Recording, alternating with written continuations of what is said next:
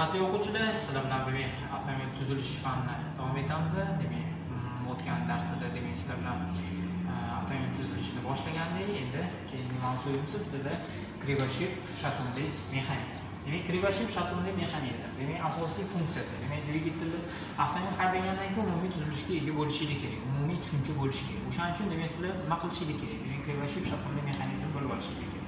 Avtomobilda dvigateli o'zi tizimli va sistemalardan iborat bo'ladi.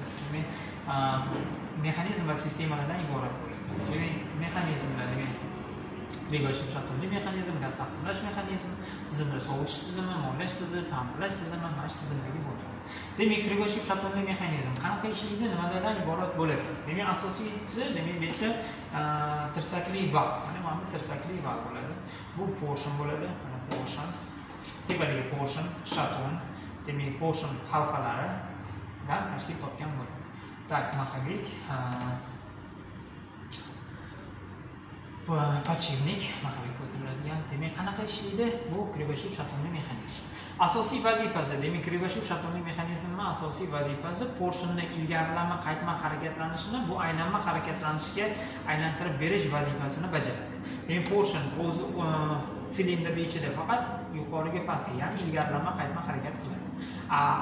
Mana bu shatun bo'lsa, demak, aylanma harakat qiladi. Demak, o'shani hisobiga pastga bosilganda shatun pastga itarib turib, demak, tirsakli val bizda podshipniklarda o'tirgan bo'ladi. Tirsakli valni aylantirish vazifasini bajarib beradi. Demak, bu asosiy mexanizm hisoblanadi.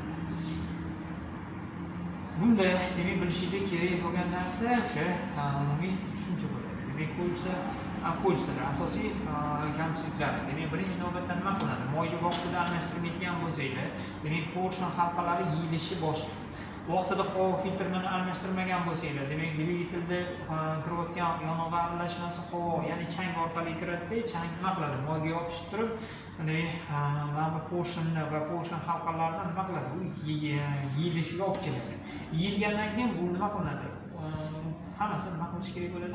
Almashtirish kerak bo'ladi. Almashtirish demak qimmatga tushadi. O'shaning uchun nima qilishingiz kerak? Asosiy vazifada demak vaqtida moy filtrini, vaqtida havo filtrini almashtirib yurishingiz kerak. Mana bu bizda moy filtri bo'ladi. Almashtirib yuradigan bo'lsangiz, demak dvigatelning umri ancha uzoqqa yetadi. Demak, moy chang tushgandan keyin porshon ketadi, porshon halqalari ketadi.